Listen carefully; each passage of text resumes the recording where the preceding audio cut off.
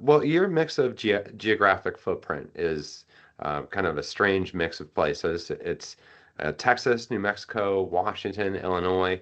Um, yeah, how do you determine what markets to enter and where to go? How did you end up with that mix there? I know you'll grow and you'll add more, but how did you decide to go to Illinois?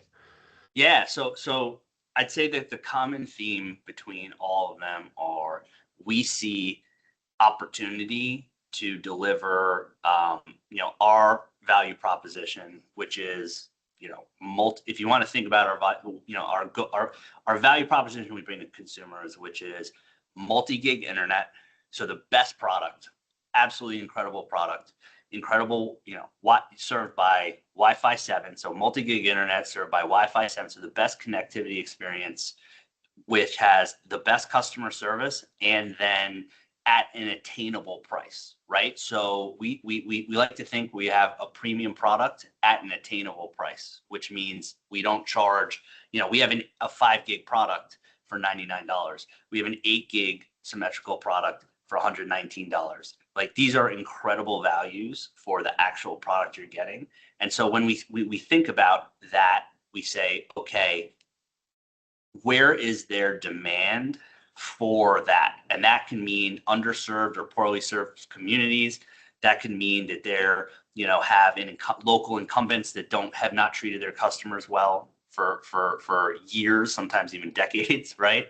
And so we know that there is demand for our product, number one.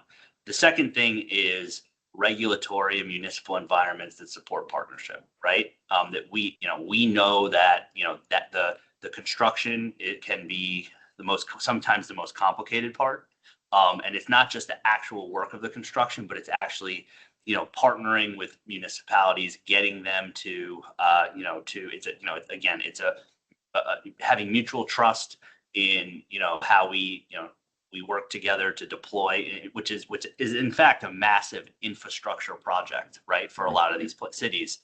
And then so making sure that we feel like we have the right strategy to deploy our network, and then also places where we feel that have the local communities that really value the reliability, speed, transparency, community engagement, all the things that we bring. They see us as a partner. Like, we enter these markets as,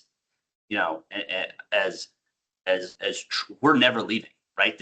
We're building this forever, right? The product Hmm. we're putting in the ground is going to be used by, the grandchildren of the people that live there now.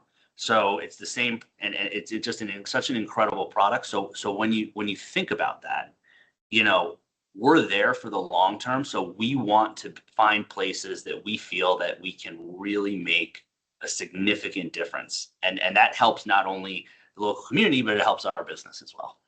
Is that what differentiates your deployment strategy? It's kind of that long-term. I don't know if I've ever heard anyone say it quite the way you've said it, in terms of thinking into the future that way. Look, I think what differentiates us is we think long term, but Hmm. we also execute, quickly. And so and I'm talking about the deployment strategy is, we want to be in and out of communities as quickly as possible, because that's not the fun part. The fun part is the actual, you know you know building a customer base that loves us. But we believe in also moving fast and making sure that we are deploying, like, at scale, right? Doing like, and you see, look, I'm not, you see in the marketplace, and it's, you have some great, by the way, you have incredible companies just like Ezee Fiber out there that Yeah. are doing things well. And I tip my hat to all of them. But you have, but doing small deployments and just like little, like, I don't think that's a I don't think that's a recipe for success in the long run. You Hmm. have to have scale. Right. Um, Looking at 2026 and beyond, what are the biggest opportunities and risks that you see for your company as you plan further expansion down the road? Look, the opportunity is to, you know, I mean, I'll use it for opportunity and risk is the same word. It's execution, right? So it's, the biggest risk is the biggest opportunity, which is executing really, really, really well. So and I remember having a conversation with a mentor of mine, and we always talk about, and we talk. He's a senior guy in this industry as well, very senior guy in this industry, and he we always talk about an operator and an execution mindset, and people always talk about operations, and they think, oh well, that's construction, that's engineering, that's field operations, that's network operations, all the job titles that have operations at the end of it. But in reality, operations it's sales, it's customer experience, it's marketing, it's everything has to have an execution mindset to actually get things done, right? We are about getting things done, not about talking about them or looking at them.